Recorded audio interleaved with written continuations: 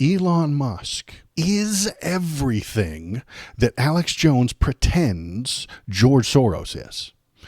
Alex Jones, for decades, has been inventing nightmare stories. George Soros is here. He's paying for all of the Democrats. He's paying for the news. He's bought all the news organizations, and he's telling you what the truth is. We're in 1984, folks.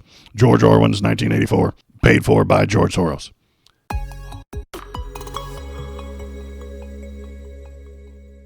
The government didn't shut down. Congratulations, everybody. You still have a government. It did not shut down, even though everybody really wanted it to on the right. I'm not entirely sure why, but they did. Government shutdown averted after Senate passes bipartisan House stopgap funding bill, which is basically just the bill they started with. They didn't get some giant right-wing capitulation. This bill did not start in the middle and then move to the right after all the fuckery for the past 2 weeks. It just didn't. It started in the middle, everybody fucked with it, then it stayed in the middle. The U.S. Senate has approved a bipartisan federal funding package sent to the House legislation to President Joe Biden's desk, and he's going to sign it because he doesn't want the government funds to shut down. The bill funds federal agencies at current levels for the next 3 months and provides disaster relief and farm aid. The vote capped off several days of chaos during which the House Speaker Mike Johnson tried and failed to meet the demands of President-elect Donald Trump and Elon. Because this is who was running the damn thing. Shadow President Elon has stolen another job from the Americans. I was wrong. I have been saying for years that immigrants are not stealing our jobs, but it turns out that they are. Specifically, Elon, the immigrant, stealing the job of president. He is now shadow president. He is now running the entire show. He is telling Mike Johnson, Speaker of the House, what to do. Hello human, it is me Canuch. I need you to press the subscribe button. I have to feed my many AI babies. Run the government like a business, the conservatives said. Well, we are now running the government like a business. And guess what? A foreign corporation has bought us out. United States Incorporated has now been hostilely taken over by a foreign person. He bought the country. It's his now. He runs it. Meet the new CEO. He is a moron. Here he is. There he is, folks. New CEO of America. He's an idiot. Sorry. His latest tantrum shows that he has no idea what he's doing. So that's fun too, because he doesn't actually know how to run a company. He doesn't know how to run a country. He doesn't know how to do these things. He's now threatening to primary everyone. So that's going to be fun. Elon Musk is now threatening to get rid of Democratic lawmakers, but he has no idea who he's dealing with. No, seriously, he has no idea who he's complaining about. Musk responded Friday in a video to Representative Richie Neal, the ranking member of the House Ways and Means Committee, where the Massachusetts Democrats slammed the unelected bureaucrat for trying to kill the bipartisan spending bill, needed to keep the government running. A tweet changed all of it, Neal scoffed. Can you imagine what the next 2 years will be like if every time that Congress works its will and then there's a tweet or from an individual who has no official portfolio, who threatens members of the Republican side with a primary and they succumb? The institution has a separate responsibility based on the separation of powers. Musk didn't like this at all. Oh, forgot to mention that I'm also going to be funding moderate candidates in heavily Democratic districts so that the country can get rid of those who don't represent them like this jackass, Musk wrote. He's going to buy more of the government. Run the government like a corporation, the Republicans said, and now we are. Elon Musk is going to buy as much of the government as he can. He's already bought the presidency, and he's bought a few senators. He's going to buy some more. He's going to pay for the people to run against the Democrats. He's going to pay for the people who run against Republicans. He's going to buy the right, and he's going to buy the left. He's going to own the whole damn thing. And this is just capitalism. This is the end point of capitalism. This is where capitalism leads you every time. And we're getting to the point. We're getting to the late stage capitalism area where we don't have representation anymore. Your vote is of no fucking value because Elon bought everybody else. You can vote for the person on the right that Elon paid for. You can vote for the person on the left that Elon paid for.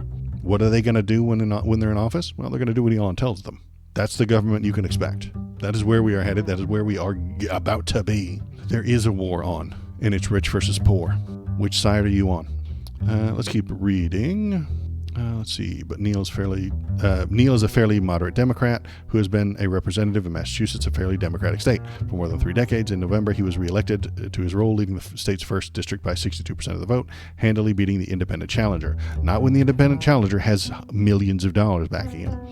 That's not to say he couldn't somehow find a challenger to oppose Neil, but the billionaire technocrat clearly thinks that he can throw his money at any problem and move the dial. While money in right-wing propaganda machine may have outsized influence in Congress, Musk may be starting to realize that he's just not cut out for this whole politics thing. I think you're wrong. The New Republic, who wrote this? This was written by Edith Olmsted. Sorry, Edith, I think you're wrong. I think that you're... she works at the New Republic, which is a very left-leaning organization. She's just a liberal. Edith, sorry, you're incorrect. He's about to buy the entire government. And they will then pass laws that may give him more money. And then he'll buy more government. That is what's happening. That is where we're headed. And he's made profit from this. He spent $250 million to get Donald Trump elected, but he made $2 billion after that. He's making lots more money than he would have otherwise. Didn't we call Trump commander in tweet during his first term? Elon is Lieutenant X. Yeah, exactly. Donald Trump threw out tweets as if they were government policy. Like he fired the FBI director via a tweet. He didn't fill out the paperwork. The paperwork was brought to him by his aides afterward. He tweeted out, hey, this guy's fired. He didn't do anything. He didn't do the official paperwork. He didn't sign any of the damn documents that need to be signed. So then his aides who read that were like, oh shit, I guess we better put this together. So they knocked out the paperwork. They got everything together. Then they brought it to him. And then at a later date, he signed it. So reactionary. Just react. Do the thing right now. Action for action's sake is Donald Trump's motto. Do a thing right damn now. This government funding bill didn't need to happen. It didn't need to go down this way. He just wanted something to gripe about. He just wanted some action. He wanted to be in the news. He wanted to be in the headlines.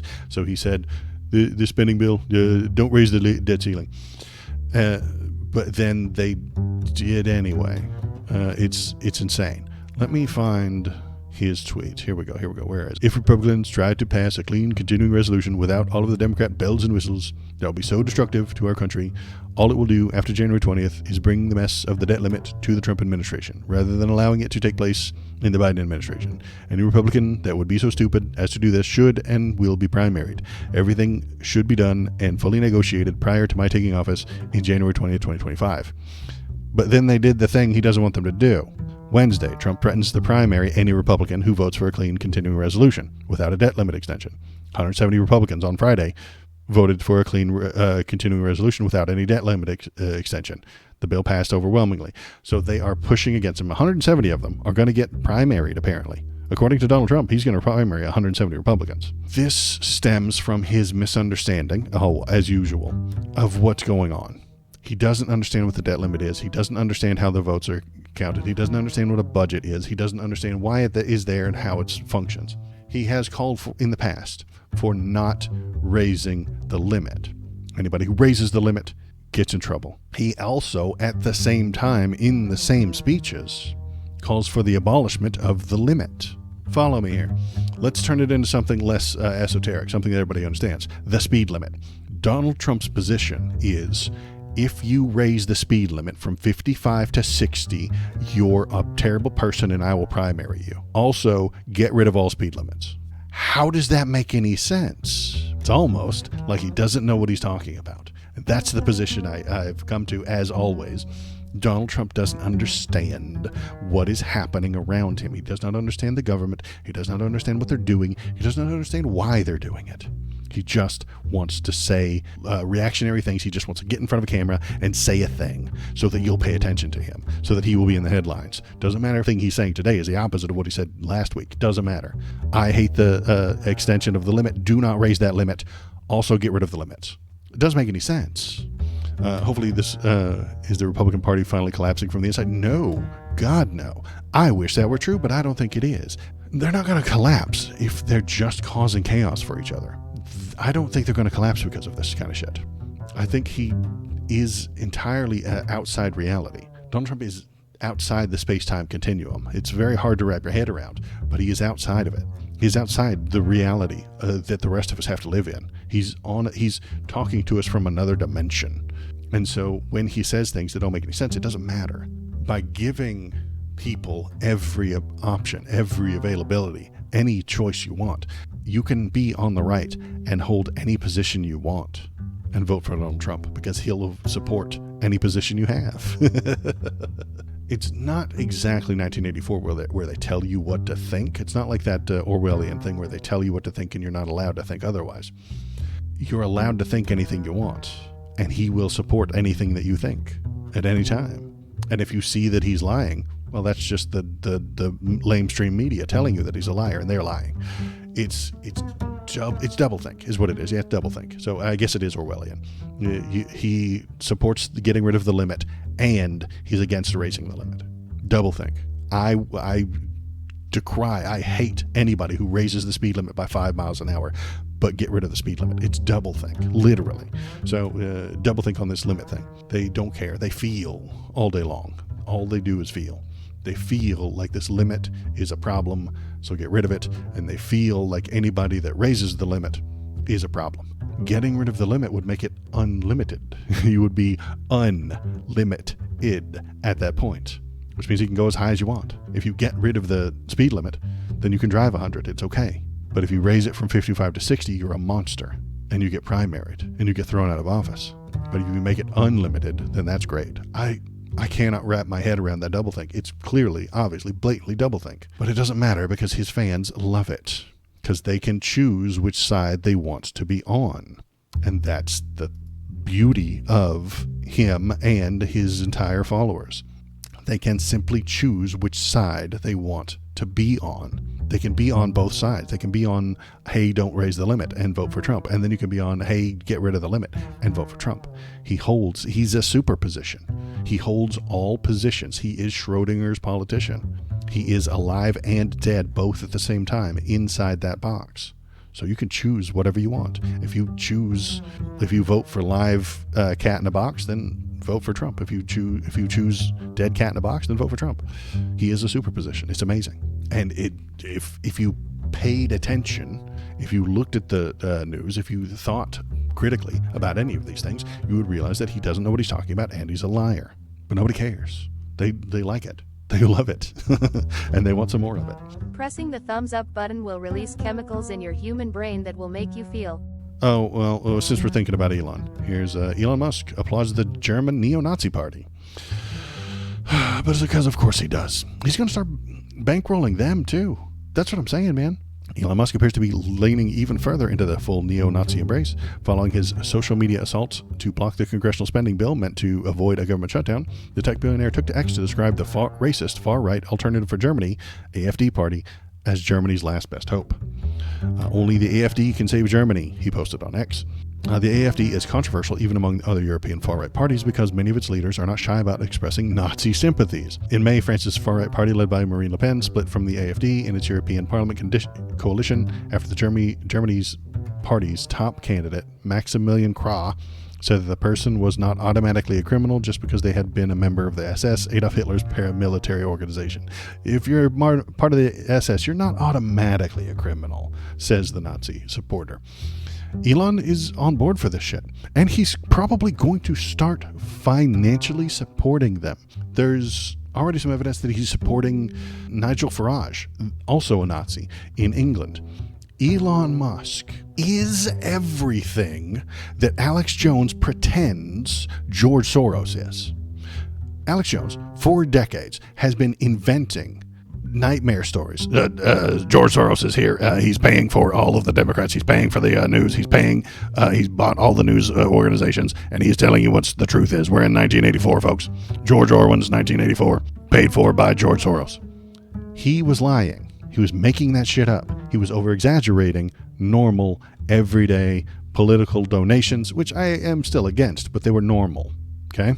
Elon is taking it to the next level. He's entering supervillain territory, is what we're doing. He's the fucking Lex Luthor. But he's an idiot, and he's paying for politicians in Germany. He's paying for politicians in England. He's paying for politicians in America. He's paying for House members to run. He's paying for people to primary normal politicians, and they will all owe him. They will all be under his thumb. Everything that Alex Jones told you George Soros was, Elon is, and they love it. because they don't have any principles. If you were principally against George Soros buying politicians, you would be principally against Elon doing it. But they're not, because they don't have principles, you see. They were just angry that somebody else was doing it and not doing it for their team. They were mad that this person was sponsoring the other team. Now they've got a sponsor. They're super cool with it. They're great. This is fantastic. This is exactly how the system is supposed to work. Rich people are supposed to buy the entire system. And while I'm ranting about systems, the systems are made by humans, and anything made by humans can be changed by humans. The systems are not set in stone. The world is what we make of it, and we could make it differently. The conservatives know this in their gut. They feel common sense. They feel like they can change the country to the way they want it to be, and they can. They know they don't like the future that they see coming, so they band together, they stand together in the way of progress. If we let them, they will change the world, moving us backward to a more isolated country on a planet of isolated countries, having land and resource disputes, 17th century problems with 21st century weapons, because that's what the shareholders demand. Shareholders are parasites, and I'm tired of pretending they're not. They have captured every part of the world to squeeze it for more money. Health insurance and healthcare are obvious because they've been in the news lately because of Saint Luigi of Mangione. But all of the rest of the systems that exist are also maximizing profits at the cost of people.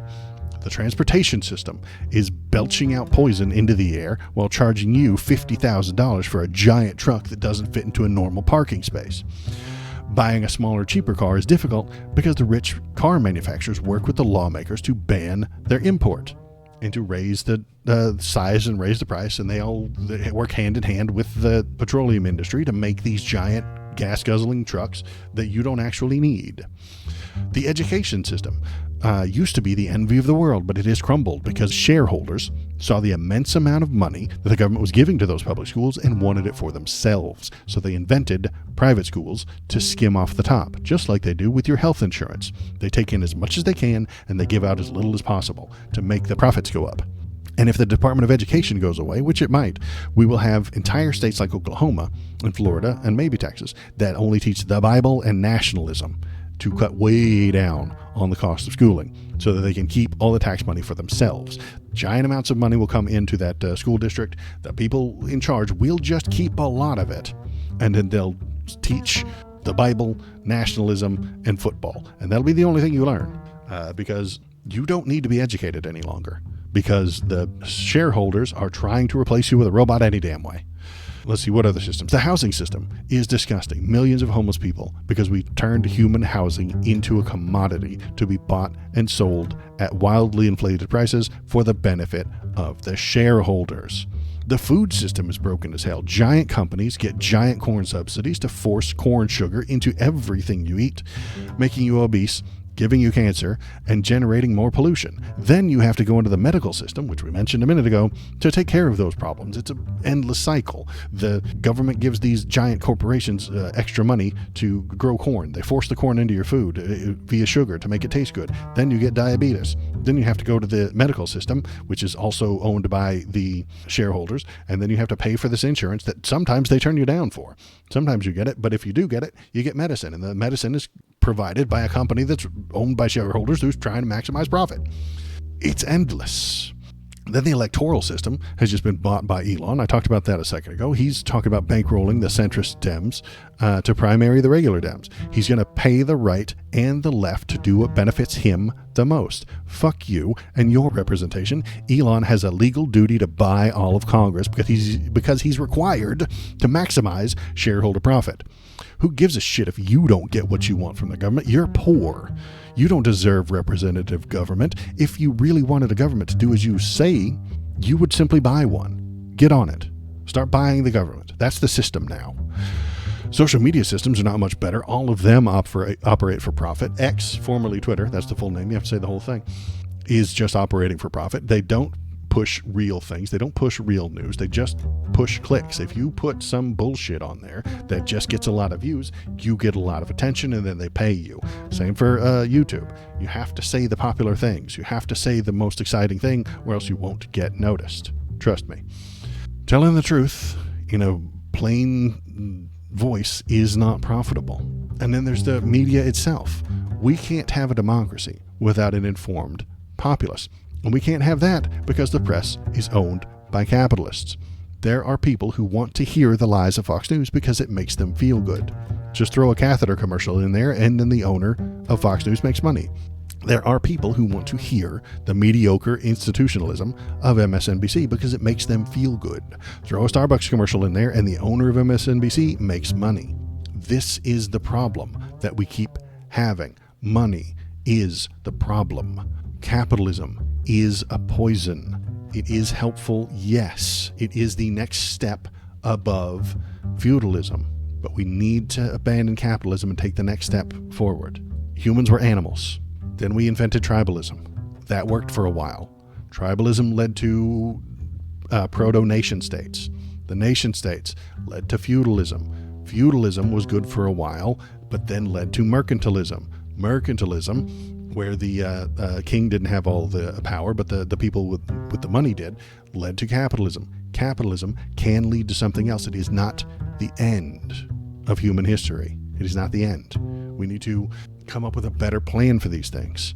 There are people dying right now because they can't afford food. It means that we're doing something wrong. If people are dying because they can't afford medical treatment, we're doing something wrong. Improve it. Make it better. Do something to progress. If there are people who are dying because they can't afford a house, fix the system. Find the problem. But we can't fix that system because that would cost the shareholders. And they're in charge. They are the rulers of this fucking world right now. Shareholders rule the world. And they are at war with you. They need you to pay them. Fuck you, pay them. It doesn't matter if you don't want what they're selling. You have to buy something from some shareholder. It doesn't matter what you're buying. Food all come from a capitalist company. TV all comes from a capitalist company. The electronics all come from a capitalist company. This very website that you're watching me on, whichever one it is, capitalist company that needs to make money. We need to very slowly baby step progress. And I've made the suggestion before, but the first thing you need to do is decommodify health insurance. St. Luigi of Mangione is a catalyst. I'm not saying he should have murdered a guy, but he is a catalyst. We can stand on his shoulders. The American Revolution killed lots of people, and we're standing on those shoulders right now. So don't give me no shit. Decommodify the health insurance. Make it a government program, just the insurance, rather than a private program. Instead of that CEO, whose name I forget because he's not important, getting millions of dollars of profit and paid millions of dollars for the work he's doing. I don't think he's doing work. I think he's the opposite of work. I think he's stiffing people. He's stealing from people. And the company's willing to pay him to do so. I don't like that at all. He steals from you and gives you a fucking receipt. And then the company pays him for it. Not good. Have the government do that. You pay in through your taxes. The government pays the hospital. That's it. That's the single payer system that everybody hates. I am the algorithm. Click on this video to make me happy. You wouldn't like me when I am angry.